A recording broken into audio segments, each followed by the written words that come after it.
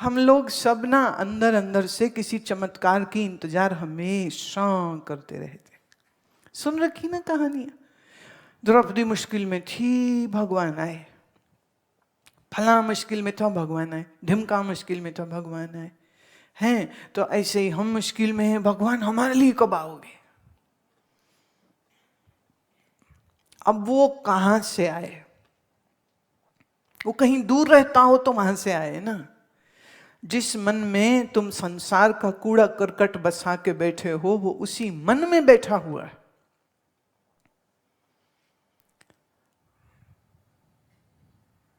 वही है। पर फिर भी ये बड़ी पोइटिक चीज लगती है। भगवान आ जाओ, भगवान दर्श दिखा जाओ, हा हा हा। और यहां वेदांत क्या कह रहा है? अखिल ब्रह्मांड उसी ईश्वर में है। ये समस्त चार शरीर वाले जितने जीव हैं वो भी उसी में हैं।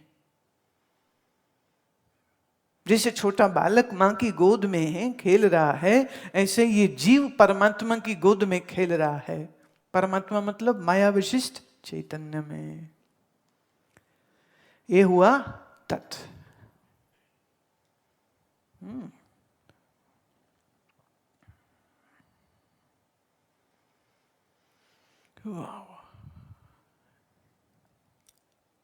अज्ञान आदि व्यष्टि एतत् उपहित। अब ये बात कर रहे हैं तुम्हारी, तुम की। तत् की करी, अब कर रहे हैं त्वम की। त्वम मतलब तुम। ये तुम कैसी है? ये व्यष्टि है। व्यष्टि माने एक तो छोटा है, दूसरा अज्ञान आदि इसी में लगे हैं, और अल्प ज्ञानत्वा आदि विशिष्टम, इसकी विशेषण, इसकी खासियत क्या है? बेवकूफ है। इसकी यही खासियत है कि ये बेवकूफ है, ये अविद्या वाला है, ये भुलक्कड़ है, ये अज्ञानी है। चैतन्यम एतत् अनउपहितम च एतत् त्रयम्। अब ये जो अज्ञान के आधार में कौन है? वही शुद्ध चैतन्य। और इस शुद्ध चैतन्य को जो तीन ये उपाधियां लग गई हैं, इन उपाधियों सहित रखेंगे तो इसका नाम जीव है, और उपाधियां हटा दे। उपाधि कौन सी? अंतःकरण। उपाधि कौन सी? ज्ञान और कर्म की इंद्री। उपाधि कौन सी? ये तुम्हारा शरीर। तो शरीर मन बुद्धि सहित देखे तो तुम्हारा नाम क्या है? जीव। और देह इंद्रिय मन बुद्धि को जरा किनारे कर दे, उपहित मतलब अलग, तो इसी का नाम शुद्ध आत्मा हो गया। What it? तो ये किसकी परिभाषा है? तुम्हारी। पहले किसकी कही? तत्, फिर कही त्वम। पहले कही ईश्वर की, फिर कही तुम्हारी। कथा तो उसी की कर रहे हैं, किसी और की थोड़ी कर रहे हैं। अब रामायण सुनोगे तो उसमें राम की कथा सुनाएंगे, कृष्ण भागवत सुनोगे तो कृष्ण की कथा सुनाएंगे। पर वेदांत क्या है? तुमको तुम्हारी कथा सुना रहा है। तुम जिसे ईश्वर मान रहे हो वो कौन है, और तुमको क्या मानते हो, पहले उसको भी समझ लो।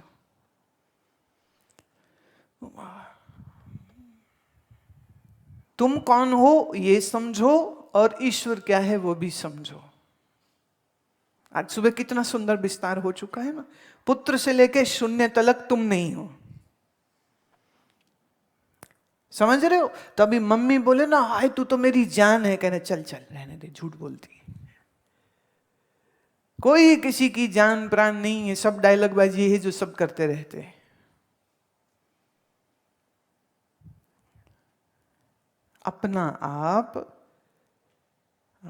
अपना आप कैसा है? जब ये तीन अवस्थाएं मेरे साथ जुड़ जाती हैं, मतलब जब मन होगा तो जागृत भी होगी, स्वप्न भी होगा, सुषुप्ति भी होगी, तीनों अवस्थाएं होंगी।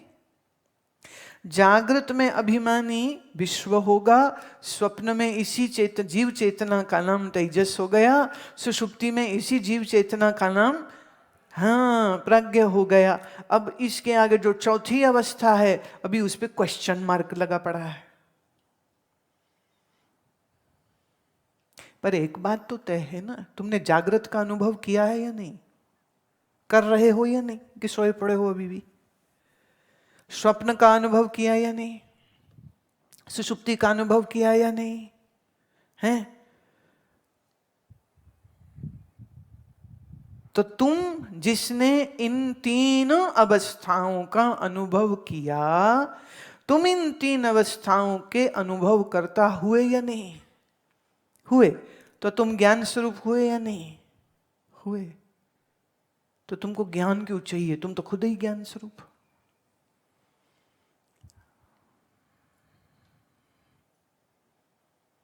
मेरे जानने में सुषुप्ति होती है, मेरे जानने में स्वप्न होता है, मेरे जानने में जागृत, मेरे जानने में बचपना, जवानी, बुढ़ापा, मेरे जानने में मृत्यु, और मेरे जानने में सूक्ष्म शरीर फिर किसी एक नए स्थूल शरीर में प्रविष्ट हो जाएगा। अच्छा एक बात बताओ, आपका किसको पूछे अनुपम, तुम्हारा हैप्पी बर्थडे कब होता है? हैं।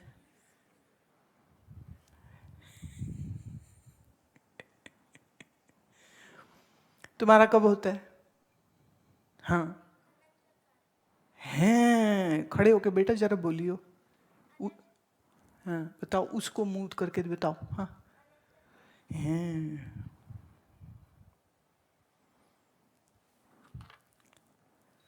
क्या होगा तेरा?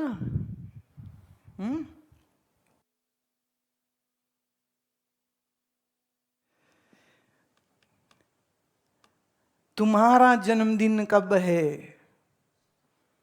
तुम मेरे को शरीर की डेट बता रहे हो। अच्छा अगर शरीर की ही डेट बता रहे हो तो ये बताओ, तुम्हारे शरीर का मां के गर्भ से पॉप आउट कब हुए? मैं ये नहीं पूछ रही हूं, गए कब थे वो बता सकते हो? नहीं समस्या हो जाएगी ना, क्योंकि 8 महीने में पैदा हुए तो पीछे 8 महीने जाओ, 7 में हुए तो 7, 6 में हुए तो 6 पीछे जाओ, 9 में हुए तो 9 पीछे जाओ, 8:45 में गए तो 8:45 पीछे जाओ। उसके पहले कहाँ थे? और मैंने कहा तुम्हारा जन्मदिन कब है? मूर्खराज, अभी तक मैं क्या बोले जा रही हूं? हैं?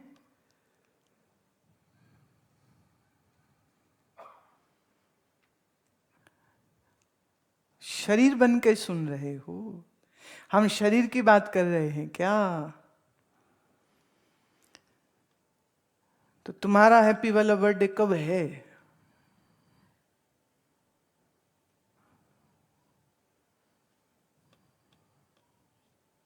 कोई भी नहीं?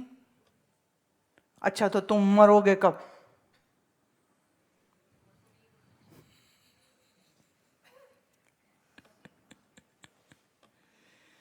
हैं? कब हूं मरोगे? जो जन्मा है वो मरेगा, जन्म शरीर है तो मरेगा भी। जब मैं जन्मा ही नहीं तो मैं मरूंगा कैसे?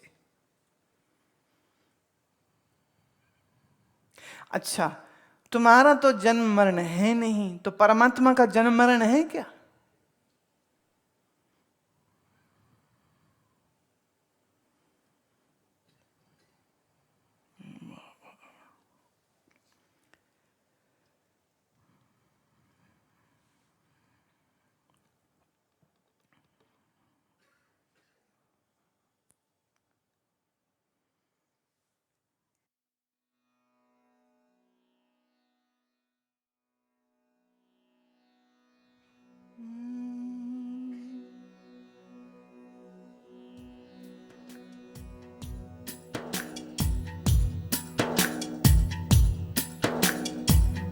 आवे ना जावे मरे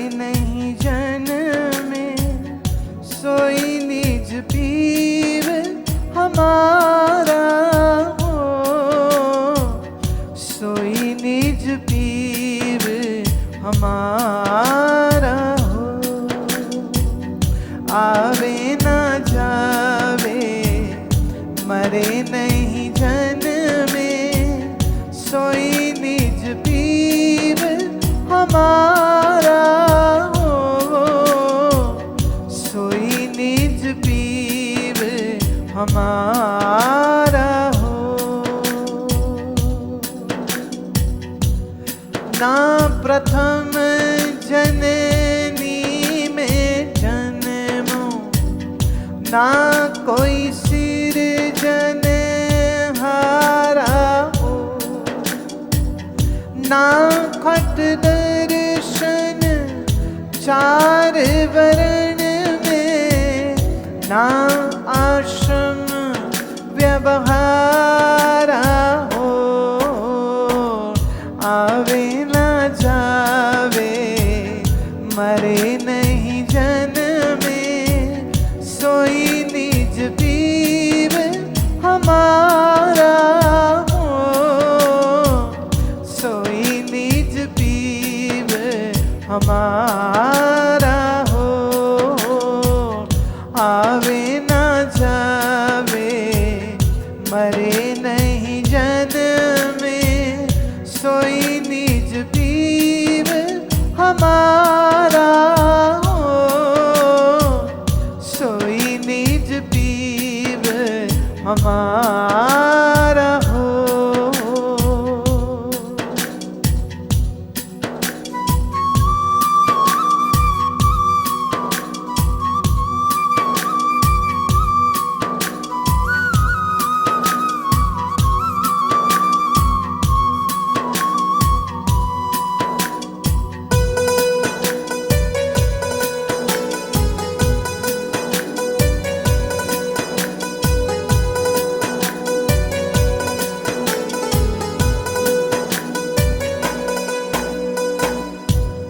ज्योत स्वरूप निरंजन नाही, बहुत ध्यान से सुनना, कबीर जी हैं।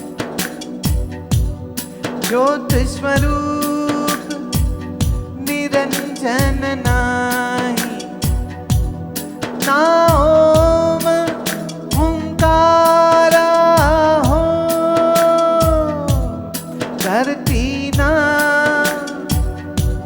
गगन पवन, ना पानी ना रवि चंदा तारा हो।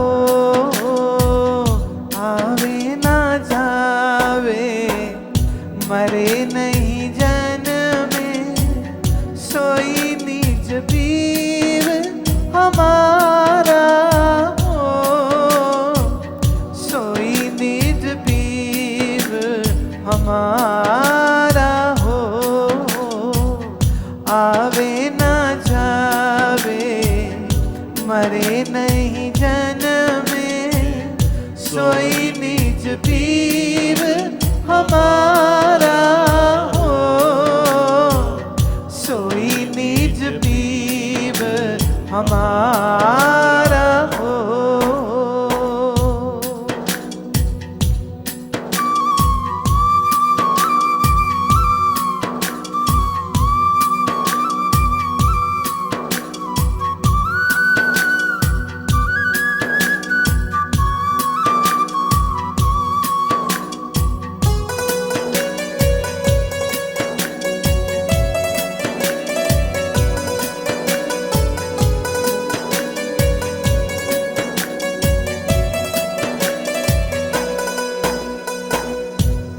है परगट पर दिसत नाही, है परगट पर दिसत नाही, सतगुर सैन सहारा हो।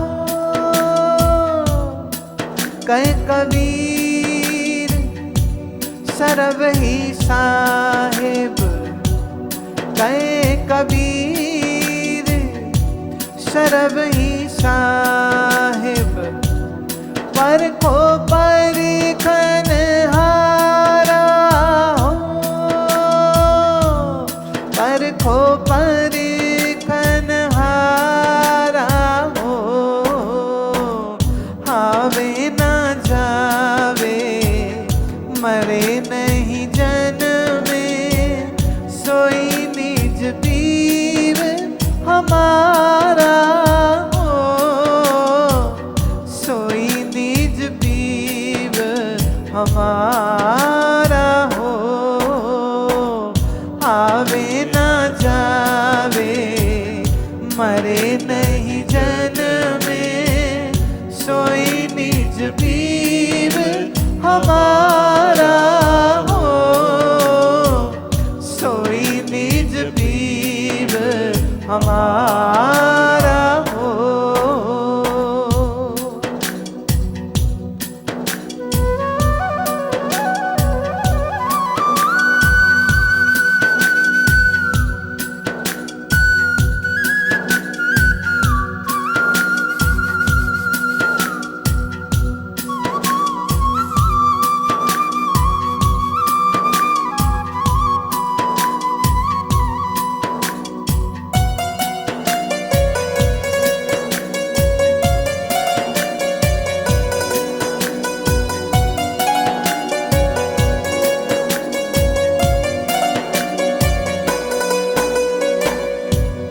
ना त्रिदेव सोहम शक्ति, ना त्रिदेव सोहम शक्ति, निराकार से पारा हो,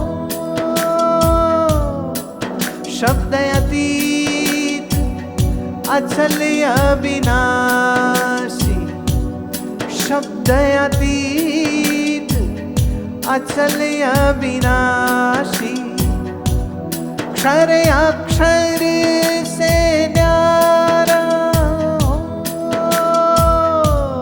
क्षर अक्षर से न्यारा हो,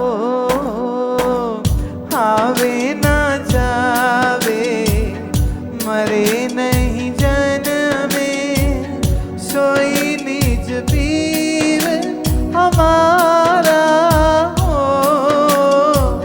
सोई निज पीव हमारा हो, आवे ना जावे मरे नहीं जन्मे, सोई निज पीव हमारा हो, सोई निज पीव हमारा हो, आवे ना जावे मरे नहीं जन्मे, सोई निज पीव हमारा हो, सोई निज पीव हमारा हो।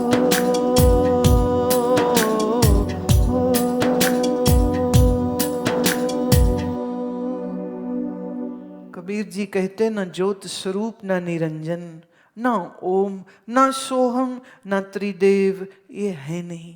आप कहोगे बड़ी समस्या कर दी तो फिर है क्या? अब देखिए वो क्यों कह रहे हैं। बहुत लोग समझ नहीं पाते, वो खाली डंडा उठा के कबीर जी से लड़ने चल पड़ते। कभी कभी तो देखा है कबीर को पढ़ने मानने वाले लोग भी नहीं समझ पाते कबीर जी के असली मर्म को। कोई भी शब्द कहाँ से निकलता है? आपके मन से जीभा तक आया। जीभ का देवता कौन? जीभ का देवता कौन? स्पीच। स्पीच का देवता कौन? अग्नि। मन का देवता कौन है? चंद्रमा। जैसे चंद्रमा घटता बढ़ता है ऐसे मन तुम्हारा घटता बढ़ता है। अग्नि मंद और तेज हो जाती है, ऐसे ही बंदे की बोलने की क्षमता कभी कम तो कभी ज्यादा हो जाती है। भाषा सारी मन से निकली है। मन और बुद्धि ने भाषा वर्णमाला को जोड़ा ना, माने अक्षर व्यंजन स्वर ये सब जोड़े तो शब्द बने, शब्द बने तो वाक्य बने। तो शक्ति, त्रिदेव, शिव, ब्रह्मा, विष्णु, वाहेगुरु, अल्लाह, राम, कृष्ण, ये सारे शब्द किसी के मन से बने हैं। और मन उस ब्रह्म को जान नहीं सकता। तो उस ब्रह्म को कोई भी भाषा से स्पष्ट रूप से कहा ही नहीं जा सकता। ब्रह्म भी प्यारे समझाने के लिए बोलना पड़ता है।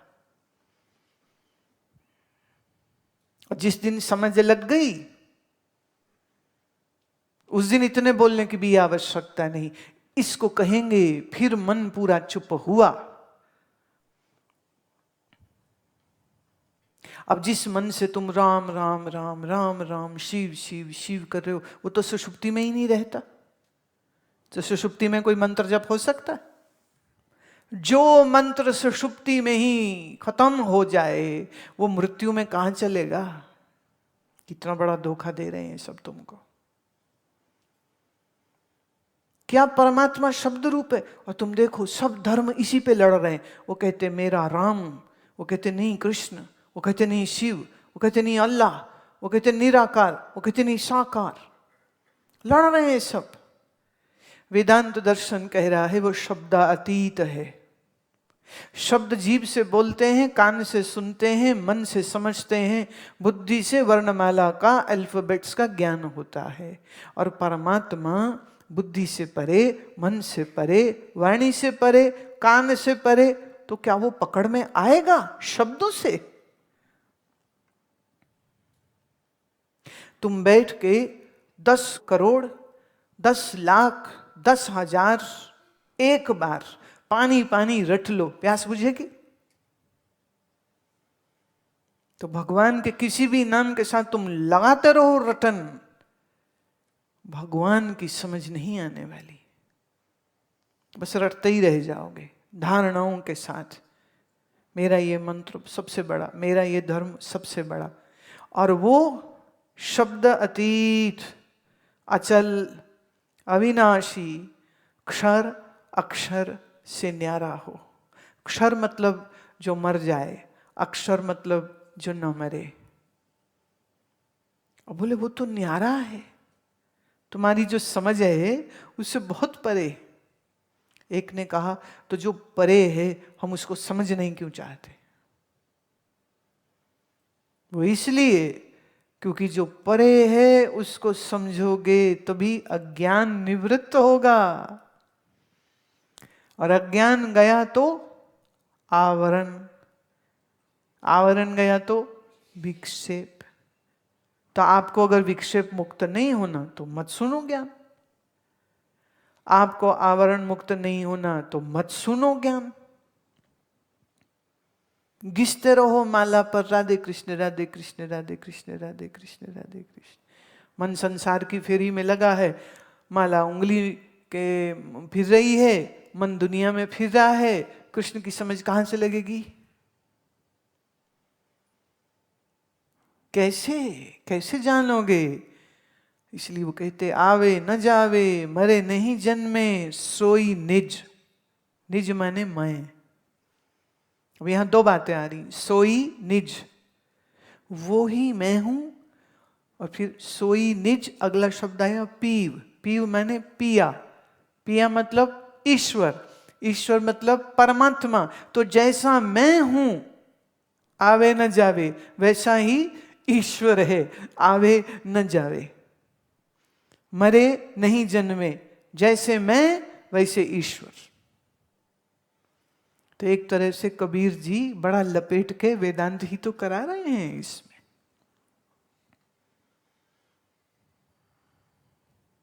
मन के संग जुड़े तो चैतन्य जीव हुआ, माया के संग ब्रह्म चैतन्य जुड़ा तो ही तो ईश्वर हुआ। अच्छा, ईश्वर कब जन्मा? तो जीव कब जन्मा? कभी नहीं, हमेशा से। बोले हमेशा कब से? कहते भैया काल की गणना कल्पना से होती है। काल की कल्पना सच नहीं है। इस समय यहां पर क्या टाइम है? इस समय क्या टाइम है? 6:05:09। क्या यही समय अमेरिका में है, यूरोप में, बांग्लादेश में? ना। अब जैसे जैसे धरती और सूर्य और जो रोटेशन हो रही है, जहां तहां सूर्य के अस्त और उदय का समय का अंतर है, वैसे वैसे समय का अंतर होता जा रहा है। तो यहां दिन, वहां रात। अच्छा, आप चांद पे चले जाओ, जा रहा है चंद्रयान, देखो सीट मिलती तो जाओ। चांद पे कितने बजे सूर्योदय और कितने बजे सूर्यास्त होगा? वहां मंडे टू संडे गिनती गिन सकेंगे? आप धरती पे हो तो मंडे टू संडे चलेगा, आप चंद्रमा में हैं तो कैसे? तो वहां गणना होगी भी तो फ्रॉम द अर्थ टाइम। वो कहेंगे what is at time at the earth. आगे पीछे काल की कल्पना है, और काल कल्पित है, काल का भी अध्यारोप है ब्रह्म में। जैसे रस्सी में सांप। ये रस्सी सांप देखो, वेदांत का सबसे फेवरेट उदाहरण है, चलता ही चलेगा, तुम देखो तो इसको हम कहां तक चलाएंगे। मुझे याद है जब मैं विचार सागर पढ़ रही थी अपने आचार्य के पास, तो उनकी जो माताजी थी वो भी वहीं उसी आश्रम में रहती थी। माने उनका घर था तो घर ही को आश्रम में कन्वर्ट कर दिया गया था। तो मैं तो सुबह बैठे रस्सी सांप चल रहा था, ख्यातियां चल रही थी। शाम हुआ तब भी रस्सी सांप ही चल रहा था।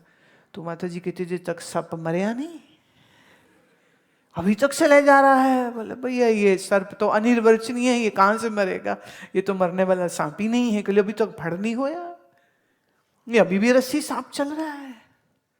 पर रस्सी और सांप के उदाहरण से अध्यारोप और अध्यास को समझा जाता है। तो वेदांत में कुछ उदाहरण बहुत रेपिटेटिवली चलते ही चले जाएंगे। जैसे इसमें अभी दो चल रहे हैं ना बराबर, जल बिंदु और जलाशय, वृक्ष और जंगल का, एक कंटिन्यूटी में चले जा रहा है। वाह वाह वाह। शंकराचार्य जी के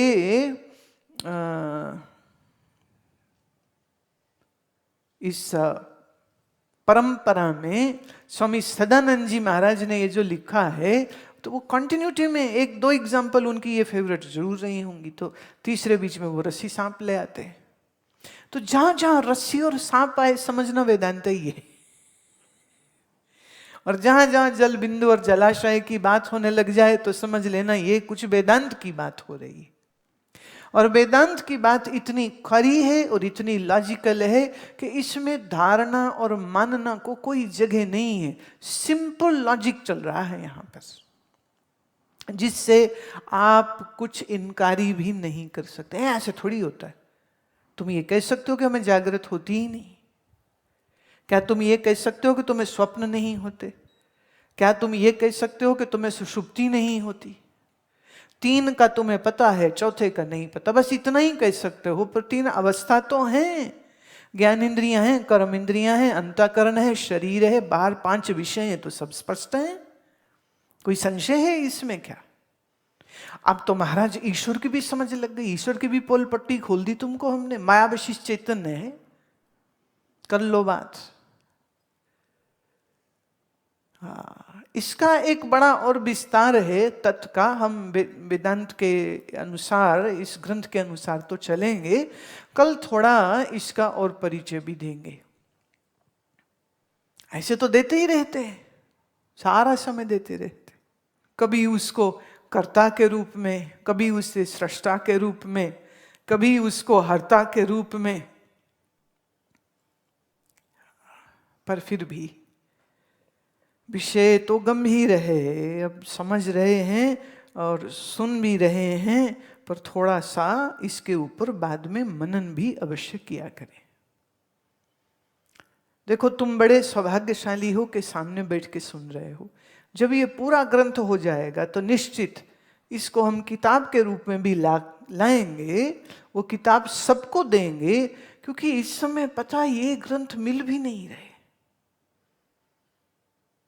क्योंकि कोई पढ़ता ही नहीं, कोई इन पे बोलता ही नहीं, कोई इनकी चर्चा ही नहीं करता है, लुप्त तो होते जा रहे हैं। इसीलिए जब मध्य प्रदेश सरकार ने हमको बुलाया था शंकराचार्य पर प्रवचन करने के लिए जबलपुर, तब ये मेरे मन में विचार आया कि उनके 17 जो प्रकरण ग्रंथ हैं वेदांत के, हम एक एक करके उन सभी ग्रंथों को अपने श्रोताओं और शिष्यों को जरूर सुनाएंगे। इतना अद्भुत ज्ञान है, इस ज्ञान का क्रमबद्ध प्रसार होना चाहिए, प्रचार होना चाहिए। हम तो ऋणी हैं इस ज्ञान के, आदि शंकराचार्य के, जिन्होंने ऐसी अद्भुत वस्तुएं दी हैं, ऐसा अद्भुत ज्ञान, ऐसी अद्भुत भाष्य दिए हैं। उनकी जो कमेंटरीज हैं उपनिषदों पर, शंकर भाष्य जो है, महाराज जब आप उनको सुनेंगे नाचने लग जाओगे, तुम गदगद हो जाओगे। आहा, इतना बढ़िया, इतना सुंदर। पर वेदांत की सिर्फ एक ही मजबूरी मेरी जो हो जाती है वो ये कि जब तुमको दिमाग से हिला हुआ मैं पाती हूँ, राग द्वेष करते, लड़ते, झूठ, चुगलियां, निंदा, वासना, ऐसे कुकर्म करते हुए जब देखती हूँ तो मेरा फिर मन नहीं करता है वेदांत जैसा विषय को मैं इवन छेड़ूं भी। मैं अपनी संपत्ति को पिता अपने योग्य पुत्र संतान को देता है। मैंने ऐसे कई देखे जिन्होंने अपने अभी पिछले दिनों हांगकांग के हैं वो एक्टर जैकी चैन, उन्होंने अपनी सारी संपत्ति दान देने का निर्णय किया कि मैं अपने बच्चे को, अपनी औलाद को अपना धन नहीं दूंगा।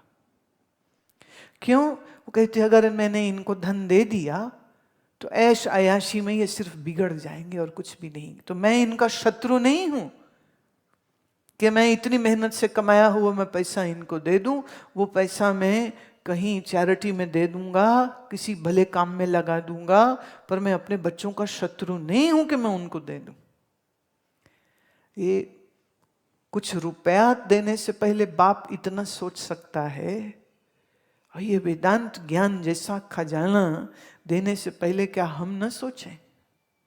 और क्या आपको नहीं सोचना चाहिए कि विवेक, वैराग्य, षट संपत्ति, मुमुक्षुता, ये जो 4 अधिकार कहे गए हैं श्रोता में होने चाहिए, क्या वो चारों के ऊपर आप बराबर मेहनत कर रहे हैं क्या?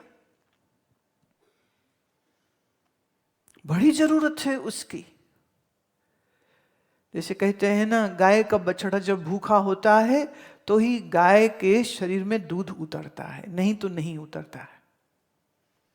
ऐसे ही ये वेदांत ज्ञान रूपी दूध को देने के लिए सामने शिष्यों में ज्ञान की उतनी भूख भी तो होनी चाहिए, नहीं होनी चाहिए?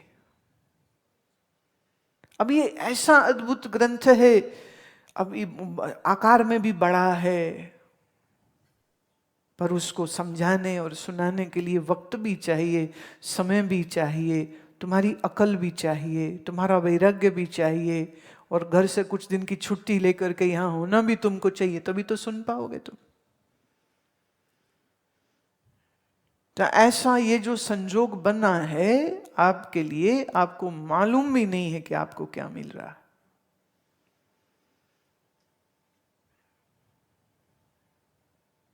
और ये सब संजोग ईश्वर की कृपा ही तो है कि बन रहे हैं कि तुम यहाँ हो। नहीं तो बहुत लोग होते हैं, ये हो गया इस वजह से रह गए, वो हो गया इस वजह से रह गए, बीमारी हो गए, तैयारी की थी बस घर में ही बैठे रह गए।